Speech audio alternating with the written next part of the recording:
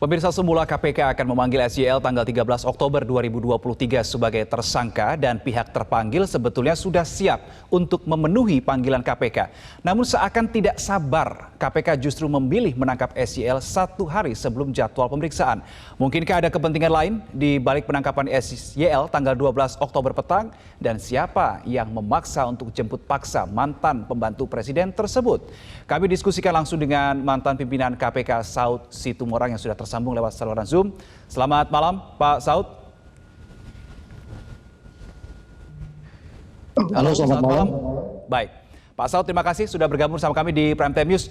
Satu pertanyaan awal adalah kalau sudah KPK sudah memanggil, untuk apa ada penangkapan? Kalaupun sudah berencana menangkap, untuk apa memanggil? Apa analisis Anda, Pak Saud? Ya, lagi-lagi kalau kita kembali ke apa yang sudah ada best practice dalam hal ini di KPK selama kurang lebih mulai dia berdiri sampai sebelum undang-undang KPK baru itu dihasilkan, semua proses-prosesnya sudah terjadi dan itu adalah yang terbaik. Jadi level apapun dia, level menteri, level apapun, ketika kemudian itu sudah masuk dalam proses penyidikan, kemudian itu harus kemudian diumumkan ke publik karena syaratnya harus transparan. Kemudian publik akan melihat kapan upaya berikutnya dilakukan, apakah itu yang menyangkut kewenangan penyidik ataupun yang lain-lain. Oleh sebab itu, kapan itu penangkapan, kapan itu penahanan, penyidik lebih paham di situ. Oleh sebab itu tidak ada noisy atau sesuatu bermasalah di masa lalu ketika kita menyangkut kapan harus dimulai penahanan dan seterusnya.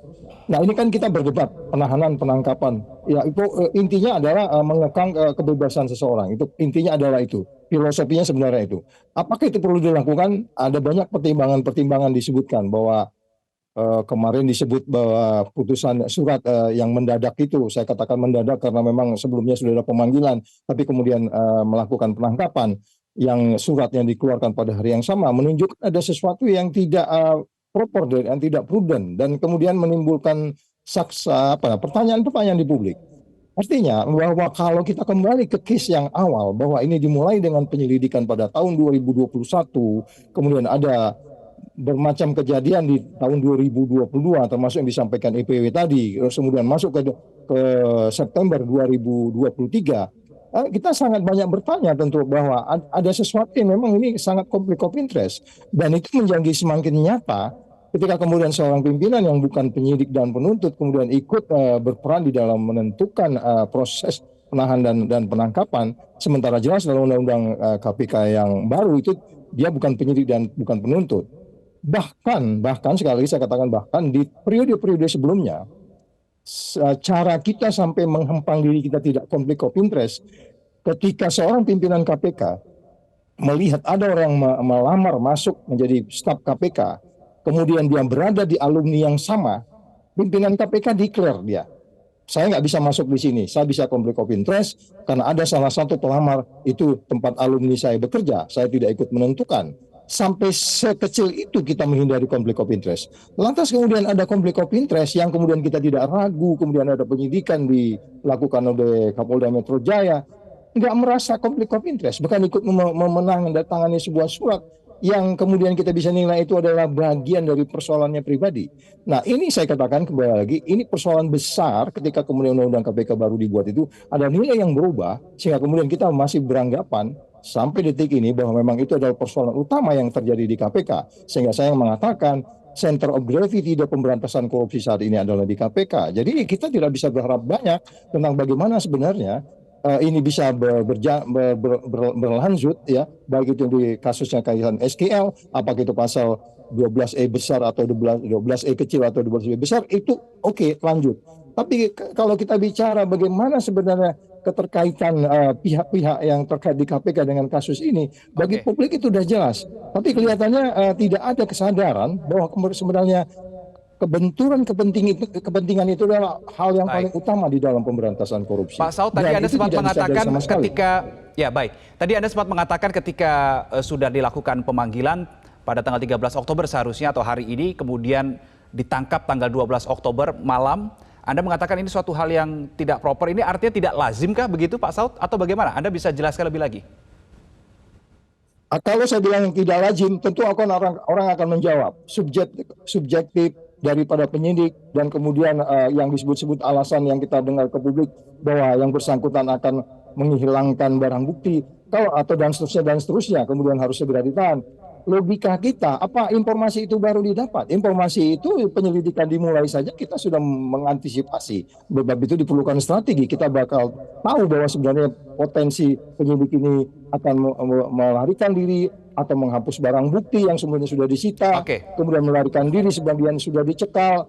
Jadi ini kan semuanya urutan-urutan yang kita bisa lihat akhirnya menimbulkan kecurigaan. Ada apa sebenarnya? Kalau memang ada Ya. dalam hari yang sama Hmm. ada 2 atau 3 surat yang dikeluarkan, kita nggak tahu, nanti kita akan lihat. Harapannya Dewas akan melihat Oke. itu. Apa Ini yang sebenarnya ingin- dibalik ya. daripada mengeluarkan surat yang berbeda itu? Pak Saud, ini yang ingin saya perdalam juga. Ali Fikri menyampaikan alasan menangkap Syahrul Yassin Limpo karena KPK khawatir akan melarikan diri. Cukupkah hanya sebatas khawatir tanpa ada indikasi yang kuat di situ? Karena kan kalau kita melihat pengakuan dari pihak terpanggil sudah sangat siap untuk memenuhi panggilan KPK yang seharusnya terjadwal pada hari ini jam 10 waktu Indonesia Barat. Itu pertanyaan kita. Kenapa kemudian ada surat yang menyusul berikutnya?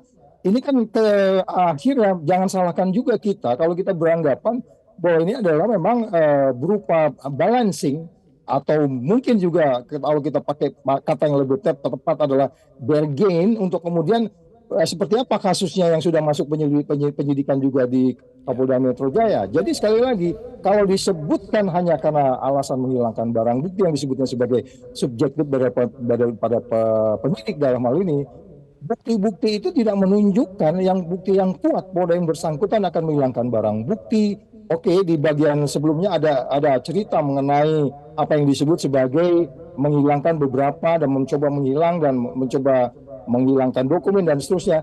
Tapi apakah memang kurang bukti lagi untuk kemudian mentersangkakan? Mau bukti apa lagi yang mau dicari gitu? Jadi kalau kemudian yang bersangkutan katakanlah lari, kemudian sudah dicekal, pada bagian lain juga bukti-bukti sudah cukup, ya kan? Sehingga kita menimbulkan pertanyaan, keraguan apa lagi yang terjadi pada bagian lain, tinggal menunggu beberapa jam, kurang dari 24 jam terjadi perubahan yang sangat signifikan. Ini kan ya. Ini apakah artinya Anda sedang mencoba mengatakan alasan khawatir tersangka melarikan diri dan menghilangkan barang bukti yang disampaikan oleh KPK tadi malam hanya alasan normatif saja yang sengaja dibuat untuk menutupi alasan sebenarnya? Dan apa sebenarnya menurut Anda alasan yang sesungguhnya kalau Anda baca dari segala sekuens yang terjadi sejak tahun 2022 sampai dengan tahun 2023 ini? Tapi kita bahas di segmen berikutnya. Pak Saud, kita harus jeda dulu. Pemirsa tetap bersama kami di Prime Time News. Pemirsa akan melanjutkan perbincangan malam hari ini bersama dengan mantan pimpinan KPK, Saud Situmorang. Pak Saud, kalau tadi di segmen sebelumnya Anda mengatakan bahwa alasan KPK khawatir bahwa tersangka ini akan kabur, akan menghilangkan barang bukti adalah suatu alasan yang normatif. Nah, kalau Anda melihat semua sekuens yang terjadi, alasan apa sebetulnya membuat KPK harus betul menangkap SYL kemarin tanggal 12 Oktober ketika akan direncanakan dipanggil pada hari ini jam 10? Saya pikir nggak ada alasan yang pas ya, kecuali mereka dihantui oleh pemikiran mereka sendiri bahwa mereka sedang melakukan upaya bergen terhadap kasus yang mereka hadapi. Mereka, saya katakan di sini, tidak KPK secara keseluruhan, tapi yang terkait dengan kasus pemerasan di Kapolda Metro Jaya. Jadi sekali lagi, kalau kita bicara sebenarnya alasan yang kuat, sudah dicekal, kemudian itu juga by definition itu semua penyidik harus memantau 24 jam rumah yang bersangkutan. Jadi kapan dia pergi aja itu kita bisa tahu, ya kan? Nggak ada keraguan, kecuali kalau memang itu tidak dilakukan. Itu sebabnya waktu kalau kita lihat kasus-kasus di masa lalu, ada beberapa orang beberapa kali dipanggil nggak mau datang, kemudian kita upaya paksa. Kita sudah tahu sebenarnya dia di mana, apa yang dia lakukan. Ya itu kan artinya penyidik dalam hal ini dengan kemampuan mereka untuk mendalami dan menjaga tugasnya, karena memang dia digaji untuk itu, bahwa target dia di akhir tahun dia harus menunjukkan apa yang dia harus kerjakan. Nggak ada kekhawatiran sebenarnya, karena sistem udah bekerja. Penyidik itu sangat independen, ya kan? Jadi itu yang pertama. Yang kedua, menjadi menarik juga ketika kemudian yang bersangkutan ikut menandatangani surat. Apa ada kaitan apa di situ? Kalau memang perlunya katakanlah penyidik yang paham betul selama mekanisme selama ini, artinya direktur penyidikan dan seterusnya, itu saya pikir sudah jalan sistem itu. Jadi yang satu ini memang di luar dari proses normal yang mereka lakukan. Akhirnya kita bertanya, itu sebabnya saya katakan kemarin, ini kita akan tahu di belakangan nanti, ya, sebagaimana kita juga paham nanti akhirnya foto yang bertebaran itu, pertama bicara begini, Baik, Pak nanti Saud, berarti setelah itu artinya bicara ketika begini. surat penangkapan terhadap SJL kemarin yang ditandatangani langsung oleh Ketua KPK Firly Bahuri ini tidak sesuai dengan SOP yang seharusnya? Ya, makanya ketika Undang-Undang tahun 2002 itu dibuat, ada penegasan di pasal 21 bahwa pimpinan KPK itu adalah penyidik dan penuntut. Itu kan kaitannya bahwa di KPK itu ada satu paket.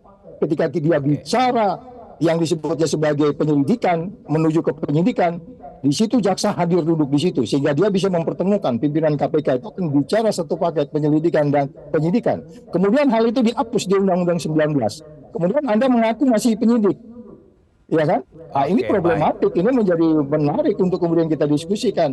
Jelas di dalam Undang 19 2019, pasal 21 itu sudah dihilangkan bahwa yang namanya penyidik itu bukan lagi yang namanya pimpinan KPK itu bukan lagi penyidik dan bukan penuntut. Kemudian kalau Anda menandatangani surat seolah-olah Anda penyidik, ya silakan pakar hukum berdebat untuk itu. Itu sebabnya saya katakan ketika kemudian kita mengganti Undang-Undang KPK itu, memang kita sudah masuk pada logik yang sangat-sangat rendah nalarnya untuk kemudian berlari ke sana kemari, mengganti ke sana kemari, dan implikasinya seperti ini. Oke, Pak Saud, ketika ada penangkapan SJL tadi malam oleh pihak KPK, tapi di sisi lain kita lihat di situ ada kasus dugaan pemerasan oleh Firly Bahuri terhadap yang bersangkutan, yaitu Syahrul Yassin Limpo. Nah, ada juga yang menduga bahwa penangkapan kemarin ini bisa juga sebagai salah satu cara untuk dalam tanda kutip ditakutkan ini sebagai salah satu upaya menghalang-halangi penyidikan dugaan pemerasan oleh Polda Metro Jaya. Bagaimana menurut Anda polisi bisa mencari celah supaya pengusutan kasus pemerasan ini bisa berjalan dengan maksimal? Ya, upaya menghalang-halangi itu bisa jadi terjadi karena memang ada konflik of interest atau peran yang bersangkutan dikaitkan dengan urutan-urutan waktu mulai dari penyelidikan, kemudian ada kasus pemerasan di bulan berapa, kemudian sampai terakhirnya surat SPDP-nya dimulai, yaitu bulan September. Dari urutan-urutan itu kan sebenarnya menimbulkan banyak kecurigaan. Artinya kalau tidak kecurigaan, enggak juga sampai di Kapolda Metro Jaya ada proses yang sampai ke penyidikan. Artinya mereka juga memiliki dua bukti yang cukup. Akhirnya kita juga mengkait-kaitkan itu, sangat-sangat baik kalau kita tidak mengaitkan itu, menghubungkan titik-titik itu, dotnya ke satu dot ke dot yang lain. Sehingga kalau kita bertanya, apakah ini ada kaitan? Ya sangat baik juga kalau kita nggak bisa menganalisis persoalan sesederhana itu bahwa ini ada berupa upaya untuk kemudian katakanlah kategorinya menghalang-halangi. Sebelum masuk ke proses menghalang-halangi, bahkan dia tidak punya wewenang sebenarnya, bahkan dia pun punya konflik of interest sebenarnya. Yang which itu sebenarnya sudah selesai di tingkat dewan pengawas, dan itu mereka tidak lakukan. Ya, Pak Saud, ada satu hal juga menarik di sini. Hari ini disebutkan bahwa Barreskrim Polri ini akan mengasistensi tim penyidik dari Polda Metro Jaya pengusutan untuk kasus dugaan pemerasan. Apa yang Anda baca di sini? Ya, kita sebenarnya sudah tidak masuk dalam ragu ya tentang hal itu, karena memang kita berpegang pada apa yang disebut sebagai penyidikan di Polda Metro Jaya. Itu kan sesuatu yang sangat dua bukti yang cukup itu sangat kita pahami bahwa itu terjadi. Jadi kalau memang pun kemudian saya pikir akan ada dua narasumber yang baik di sana, apakah itu ajudan, apakah itu yang sedang bertugas di Polrestabes Semarang ya. Ya, saya pikir kalau mereka membuka dengan benar, saya pikir di Polda Metro Jaya saat ini sudah syarat sekali informasi yang menurut saya mereka sebenarnya nggak perlu ragu untuk menahan Firly juga malam ini sebenarnya. Oke, baik. Kita nantikan bagaimana pengusutan kasus dugaan pemerasan yang dilakukan oleh Ketua KPK Firly Bahuri terhadap mantan mentan Syahrul Yassin Limpo. Terima kasih mantan pimpinan KPK Saud Situmorang untuk waktunya bersama kami di Prime Time. Selamat malam, Pak Saud. Jelajahi cara baru mendapatkan informasi. Download Metro TV Extend sekarang.